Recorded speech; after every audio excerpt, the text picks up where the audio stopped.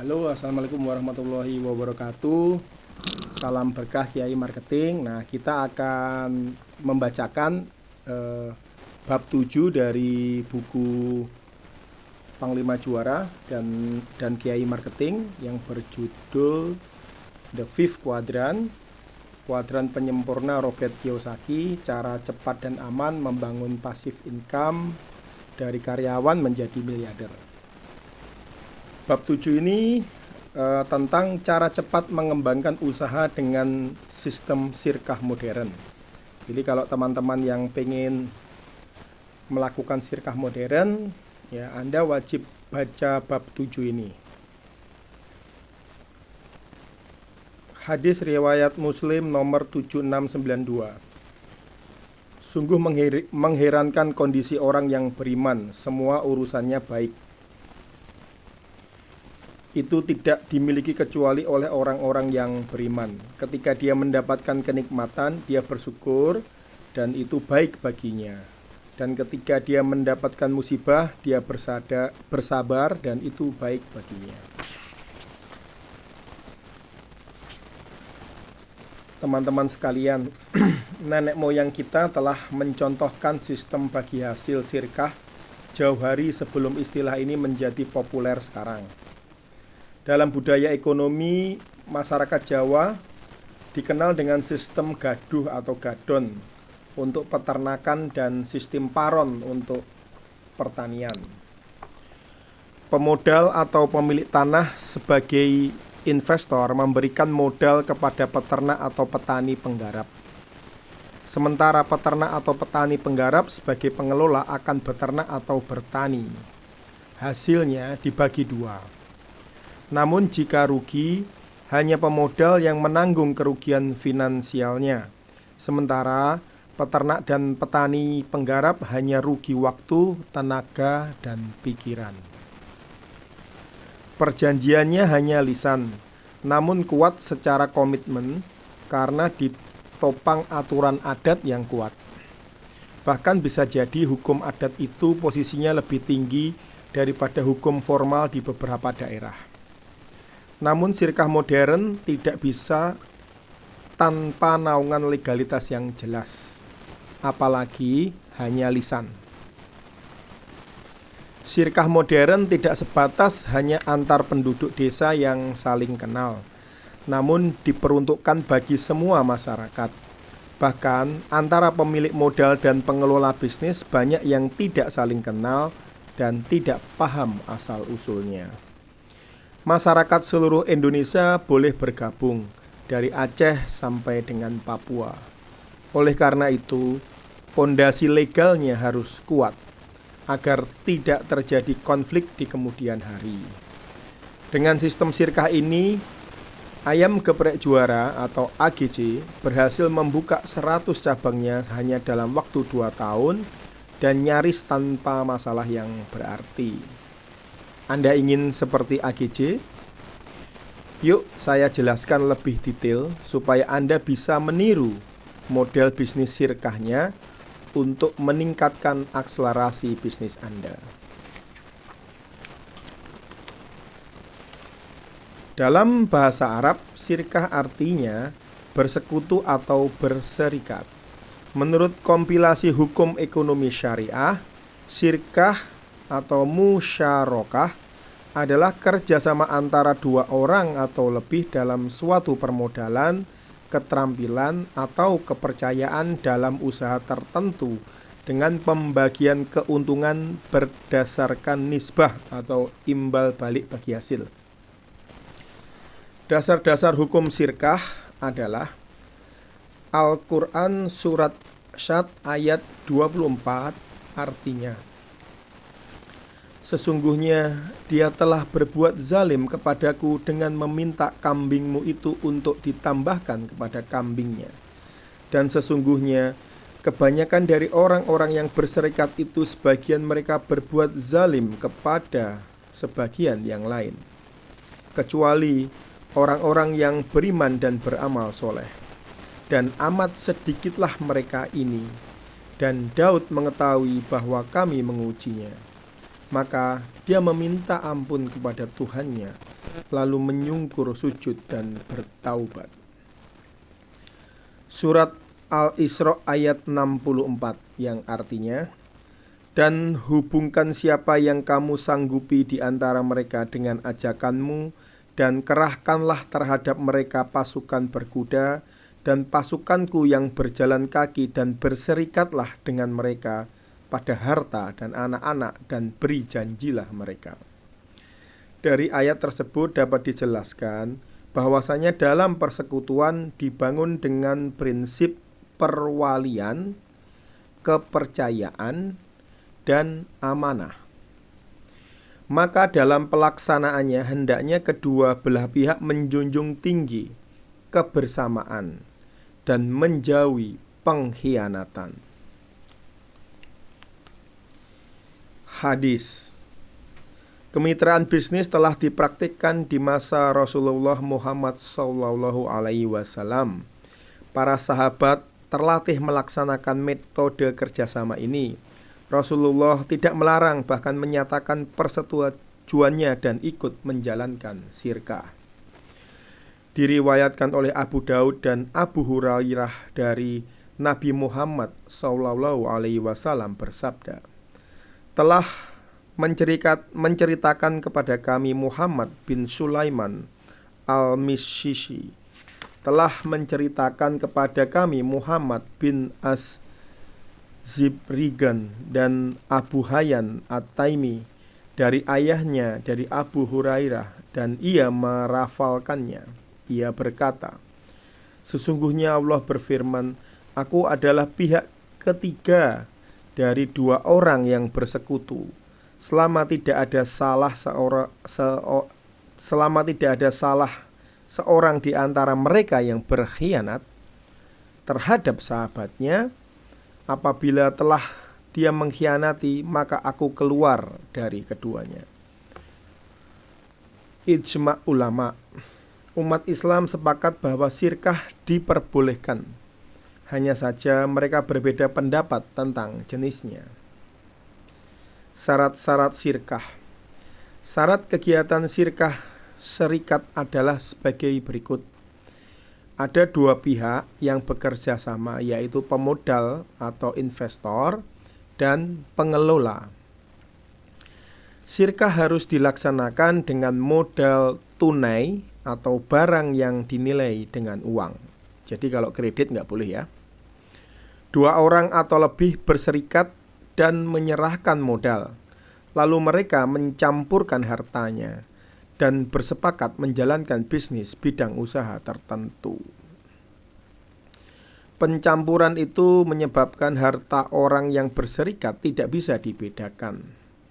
Keuntungan sesuai dengan persentase bagi hasil yang disepakati antara pemodal dan pengelola. Kerugian finansial 100% tanggung jawab pemodal, dan pengelola menanggung rugi waktu, tenaga, dan pikiran. Pengelola tidak boleh mewakilkan pengelolaan kepada pihak lain tanpa persetujuan pemodal. Adapun syarat orang yang berserikat adalah orangnya berakal, balik, dan berkehendak sendiri, tidak ada unsur paksaan. Sedangkan modal yang disetor berupa barang modal yang dapat dihargai dengan uang atau uang tunai, modal yang disetorkan menjadi harta perseroan yang tidak bisa dibedakan. Berkaitan dengan modal perseroan, masing-masing boleh menaruh modal sesuai dengan kemampuannya. Jenis-jenis sirkah. Secara singkat, sirkah dibagi menjadi dua, yakni sirkah kepemilikan karena warisan, sirkah al-amlak, dan sirkah akad atau al-akad. Kita tidak membahas sirkah karena warisan, namun lebih kepada sirkah akad akibat persekutuan. Sirkah akad tercipta karena kesepakatan dua orang atau lebih yang menyetujui untuk menyetorkan modal sirkah dan berbagi keuntungan dan kerugian. Sirkah akad terbagi menjadi sirkah al-inan, al-mufawadah, al-aman, sirkah wujuh, dan sirkah mudharobah. Para ulama berbeda pendapat tentang sirkah mudharobah. Ada yang menilai masuk ke sirkah musyarakah, ada yang menyatakan berdiri sendiri. Mengenai hal ini silahkan mempelajari lebih detail di beberapa sumber ini: www.pengusahamuslim.com, globalmuslim.web.id, www.alhanhaj.or.id, nu.or.id, edudetik.blogspot.com, dan rumahrihih.com. Sirkah yang telah saya jalankan saat ini adalah sirkah akad mudharobah. Apakah itu? Sirkah akad mudharobah adalah kerjasama usaha antara dua pihak, di mana pihak pertama, pemodal investor, syohibul mal, sebagai penyedia modal, sedangkan pihak lainnya menjadi pengelola atau mudorib. Kontrak kerjasama modal dan pengelola untuk mengelola uang dari pemilik modal dalam perdagangan tertentu, keuntungannya dibagi sesuai kesepakatan bersama. Sedangkan kerugian finansial yang diderita menjadi tanggungan pemilik modal. Menurut jumhur ulama atau Hanafiyah, Malikiyah, Syafi'iyah, Jahuriyah, dan Syiah Imamiyah tidak memasukkan transaksi mudharobah sebagai salah satu bentuk perserikatan, karena mudharobah menurut mereka merupakan akad tersendiri dalam bentuk kerjasama yang lain yang tidak dinamakan dengan perserikatan. Al-mudharobah diambil dari kata ad-darbu fil ardi, yang artinya melakukan perjalanan di muka bumi untuk melakukan perniagaan. Allah berfirman dalam surat Muzammil ayat 20 yang artinya, dan orang-orang yang berjalan di muka bumi mencari sebagian karunia Allah. Mudharobah dibolehkan karena orang membutuhkannya, juga karena uang tidak akan berkembang jika tanpa diinvestasikan dan diperniagakan. Ibnu Munsir berkata, para ulama sepakat bahwa pengelola harus mensyaratkan kepada pemodal bahwa dia mendapatkan bagi hasil sejumlah tertentu, sepertiga, setengah, atau menurut kesepakatan, setelah diketahui labanya. Kata diketahui labanya ini penting, karena jika pengelola bisnis meminta persentase sebelum diketahui labanya, maka dianggap tidak sah. Oleh karena persentase bagi hasil harus dari laba bersih net income, bukan dari omset penjualan atau gross income.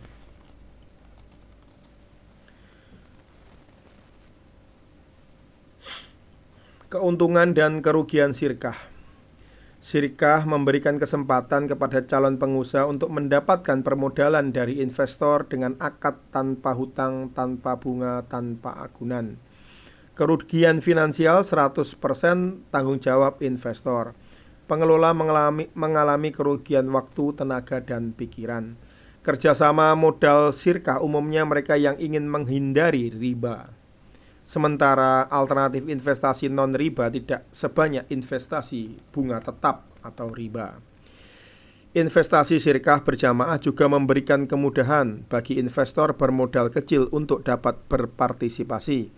Lantaran permodalan bisnisnya dapat dibagi ke 300 investor dalam badan hukum perseroan terbatas sesuai dengan peraturan tentang equity crowdfunding yang dikeluarkan Otoritas Jasa Keuangan OJK POJK nomor 37-04-2018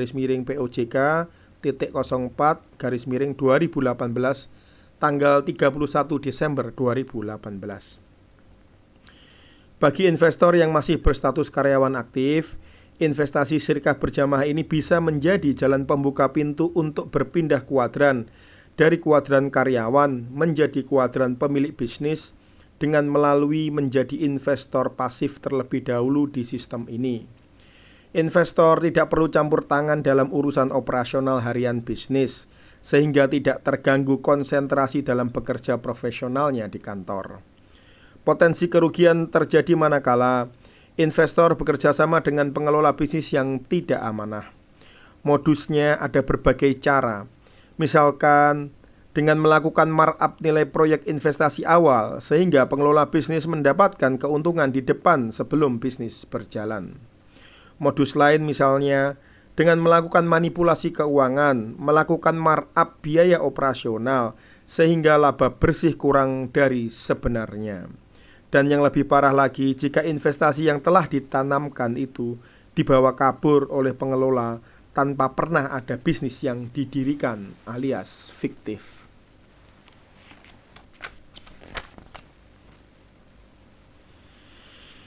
Untuk mengantisipasi kelemahan dari sirkah tradisional, kemudian lahir sirkah modern yang menggunakan badan hukum yang kuat, yaitu perseroan terbatas, sehingga antara pemodal dan pengelola bisnis terlindungi hak dan kewajibannya menurut undang-undang yang berlaku, tidak hanya bermodal lisan dan kepercayaan antar personal.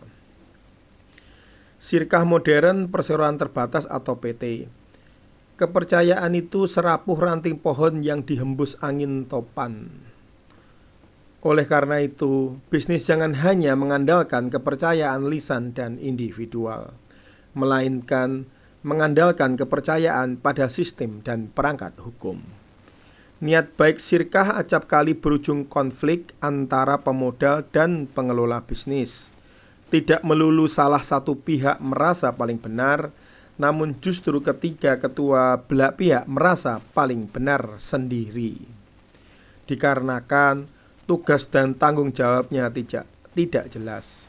Pihak satu kadang offside mencampuri urusan dan tanggung jawab pihak lain. Hal ini karena sejak awal pengelolaan bisnis tidak diatur secara tegas dan tidak mengacu pada dasar hukum yang berlaku. Biasanya hanya melibatkan personal, bukan lembaga.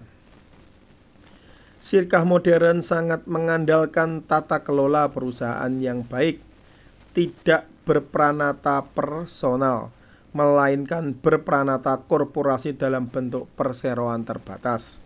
Otomatis dengan berbentuk PT, sirkah modern harus mengikuti undang-undang yang mengatur tentang tata kelola perseroan terbatas, yakni Undang-Undang Nomor 40 Tahun 2007 tentang perseroan terbatas. Menurut undang-undang, setiap individu yang tergabung dalam PT akan berbagi tugas dalam 3 kelompok, yakni komisaris, pemegang saham, dan direksi. Direksi inilah yang dalam sirkah disebut sebagai pengelola bisnis atau mudhorib, sementara pemegang saham adalah pemilik modal atau sohibul mal. Sekilas pembagian wewenang dalam sebuah PT. Dalam perseroan terbatas, selain kekayaan perusahaan dan kekayaan pemilik modal, terpisah juga ada pemisahan antara pemilik perusahaan dan pengelola perusahaan. Pengelolaan perusahaan dapat diserahkan kepada tenaga-tenaga ahli dalam bidangnya atau profesional. Struktur organisasi perseroan terbatas terdiri dari pemegang saham, direksi, dan komisaris. Dalam PT, para pemegang saham melimpahkan wewenangnya kepada direksi untuk menjalankan operasional dan mengembangkan perusahaan sesuai dengan tujuan dan bidang usaha perusahaan. Dalam kaitan dengan tugas tersebut, direksi berwenang untuk mewakili perusahaan, mengadakan perjanjian dan kontrak, dan sebagainya. Apabila terjadi kerugian yang amat besar di atas 50%, maka direksi harus melaporkannya kepada pemegang saham dan pihak ketiga untuk kemudian dirapatkan. Komisaris yang ditunjuk pemegang saham memiliki fungsi sebagai pengawas jajaran direksi perusahaan. Komisaris bisa memeriksa pembukuan, menegur direksi, memberi petunjuk, bahkan bila perlu melaporkan kepada pemegang saham untuk menyelenggarakan RUPS, agar pemegang saham mengambil keputusan apakah direksi akan diberhentikan atau tidak. Ketika direksi melakukan pelanggaran, komisaris tidak bisa memberhentikan direksi. Dalam RUPS, rapat umum pemegang saham, semua pemegang saham sebesar sekecil apapun sahamnya memiliki hak untuk mengeluarkan suaranya. Namun, keputusan diambil secara voting. Dalam RUPS sendiri dibahas masalah-masalah yang berkaitan dengan evaluasi kinerja dan kebijakan perusahaan yang harus dilaksanakan. Bila pemegang saham berhalangan, dia bisa mewakilkan suara miliknya ke yang lain yang disebut dengan kuasa. Hasil RUPS biasanya dilimpahkan ke direksi dan komisaris untuk dijalankan dan diawasi. Isi RUPS menentukan mengangkat direksi dan komisaris, memberhentikan direksi atau komisaris, menetapkan besar reward direksi dan komisaris, mengevaluasi kinerja perusahaan, memutuskan rencana penambahan atau pengurangan saham perusahaan, menentukan kebijakan perusahaan, mengumumkan pembagian dividen atau laba. Keabsahan RUPS. RUPS dapat dilangsungkan jika dalam RUPS lebih dari setengah 1/2 bagian dari jumlah seluruh saham dengan hak suara hadir atau diwakili, kecuali undang-undang dan atau anggarannya dasar menentukan jumlah quorum yang lebih besar atau lebih kecil. Dalam hal quorum tidak tercapai, dapat diadakan pemanggilan RUPS yang kedua. Dalam pemanggilan RUPS kedua harus disebutkan bahwa RUPS pertama telah dilangsungkan dan tidak mencapai quorum. RUPS kedua sah dan berhak mengambil keputusan jika dalam RUPS paling sedikit 1/3 bagian dari jumlah seluruh saham dengan hak suara hadir atau diwakili, kecuali anggaran dasar menentukan jumlah quorum yang lebih besar. Dalam hal quorum RUPS kedua tidak tercapai, perseroan dapat memohon kepada Ketua Pengadilan Negeri yang daerah hukumnya meliputi tempat kedudukan perseroan atas permohonan perseroan agar ditetapkan quorum untuk RUPS ketiga. Pemanggilan RUPS ketiga harus menyebutkan bahwa RUPS kedua telah dilangsungkan dan tidak mencapai quorum, dan RUPS ketiga akan dilangsungkan dengan quorum yang telah ditetapkan oleh Ketua Pengadilan Negeri. Penetapan Ketua Pengadilan Negeri mengenai quorum RUPS bersifat final dan mempunyai kekuatan hukum. Pemanggilan RUPS kedua dan ketiga dilakukan dalam jangka waktu paling lambat 7 hari sebelum RUPS kedua dan ketiga dilangsungkan. RUPS kedua dan ketiga dilangsungkan dalam jangka waktu paling cepat 10 hari dan paling lambat 21 hari setelah RUPS yang mendahulunya dilangsungkan. Studi kasus sirkah di ayam geprek juara. Banyak grup bisnis yang telah menggunakan sistem sirkah untuk mendanai ekspansinya. Meskipun garis besarnya sama, tiap pengusaha memiliki seni dalam prakteknya. Kali ini saya akan berbagi konsep sirkah di perusahaan saya sendiri, Ayam Geprek Juara atau AGJ. Sirkah AGJ berbasis badan hukum perseroan terbatas.